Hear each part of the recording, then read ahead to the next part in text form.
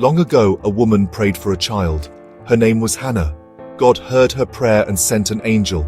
The angel said, "You will have a son, Hannah. He will be special. He will be strong and brave. He will save God's people from their enemies." Hannah was overjoyed. She promised to raise her son to serve God. Hannah named her son Samson. He grew strong and healthy.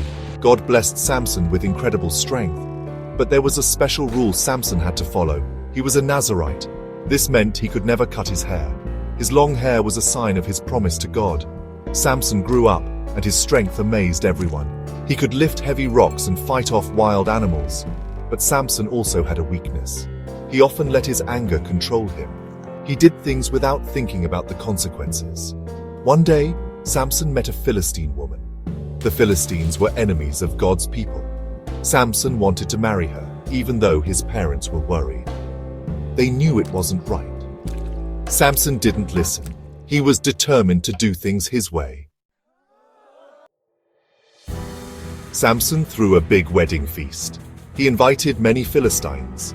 Samson liked to test people with riddles. He made a bet with the Philistines.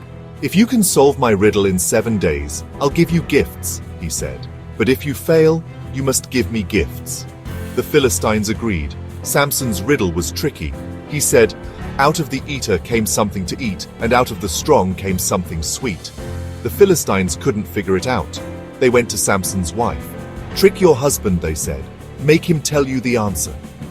The wife cried and begged Samson until he gave in.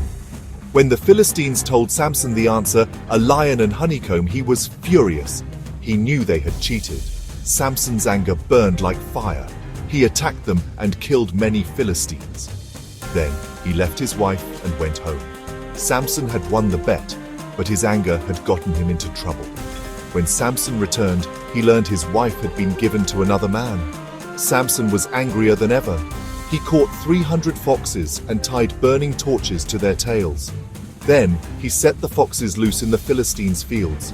The fields caught fire and the Philistines' crops were destroyed. Samson's revenge was complete, but his actions only made the Philistines angrier. The Philistines wanted revenge. They came after Samson with a huge army. God gave Samson incredible strength. He found the jawbone of a donkey and used it as a weapon. Samson fought like a lion. He killed 1,000 Philistines with the jawbone. After the battle, Samson was thirsty. He cried out to God for help. God answered his prayer and brought water out of a rock. Samson drank and felt strong again. He knew that God was with him even when he made mistakes. Later, Samson fell in love again. This time it was with a woman named Delilah. The Philistines saw their chance for revenge. They went to Delilah and said, "Find out the secret of Samson's strength. We'll pay you a fortune." Delilah agreed. Delilah pretended to love Samson. She asked him again and again, "What is the secret of your strength? What will make you weak?" Samson refused to tell her. But Delilah was persistent. She wore Samson down with her questions. Finally, he gave in. "My strength comes from my hair," Samson confessed. "If it is cut, I will be weak like any other man." As soon as Samson fell asleep, Delilah cut off his hair. The Philistines rushed in and captured him. They gouged out his eyes and threw him in prison. Samson had lost everything.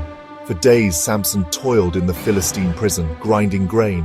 He had time to think about his mistakes. He had let his anger and his desires control him, but Samson knew he could still turn to God. Slowly, his hair began to grow back.